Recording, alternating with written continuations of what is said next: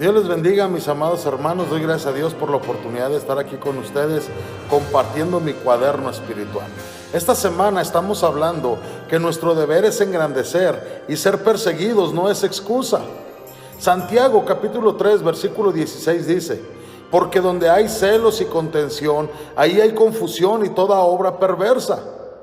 En nuestro tema anterior vimos que muchas veces el trabajo y el éxito son causa de la persecución debido a la envidia y a los celos.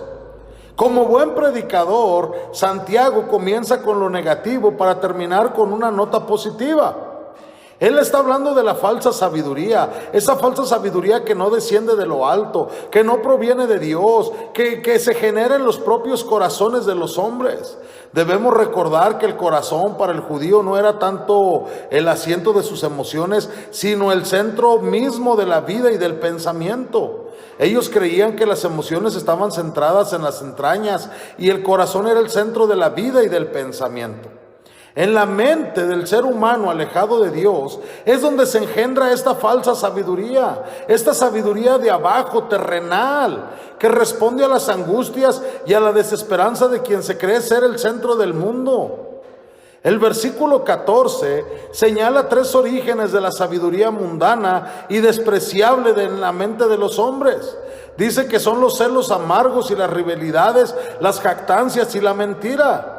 Reiterando los dos motivos de la falsa sabiduría, es decir, los celos y la contención, Santiago dice que donde quiera que los hay, también hay perturbación o confusión y toda obra perversa. ¿Qué son los celos y la envidia? Aquí hay una explicación. La envidia es la resentida y hasta odiosa aversión por la buena fortuna o la bendición de otros.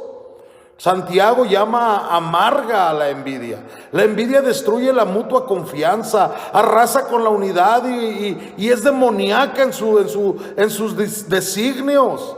Tal como lo señala Santiago, la envidia va a generar desorden.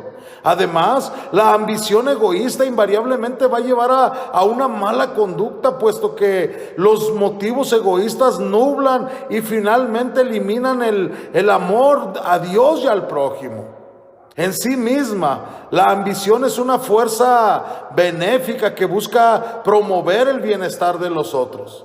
Pero cuando se vuelve egoísta, esta misma fuerza degenera en una mala conducta. Cuando concibió celos y contenciones entre los corintios, Pablo los reprochó por ser mundanos. En cambio, los creyentes deberían ser colaboradores de Dios. Es obvio que la perturbación y toda obra perversa son términos generales que cubren una gran multitud de malos resultados. Estos malos resultados son la ira, la amargura, el resentimiento, las demandas, el divorcio, las divisiones raciales, las divisiones étnicas, las divisiones económicas y una gran multitud de otros desórdenes sociales y personales. También se incluye la falta de amor, la falta de intimidad, de confianza, la falta de compañerismo, la falta de armonía.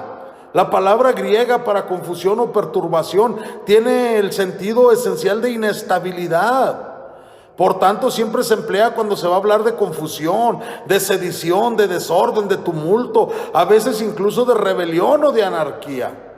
Advirtiéndole a sus discípulos acerca de los futuros informes falsos de la segunda venida y del fin de los tiempos, Jesús dijo: y cuando oigáis de guerras y de sediciones o confusiones, no os alarméis.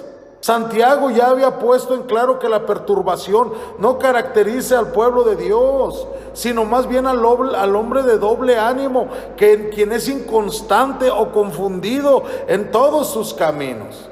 Dios no es un Dios de confusión, sino un Dios de paz. Por lo tanto, la sabiduría bíblica va a producir armonía, unidad, paz y amor. Todos los conflictos, crímenes, luchas y guerras son una prueba de la sabiduría humana.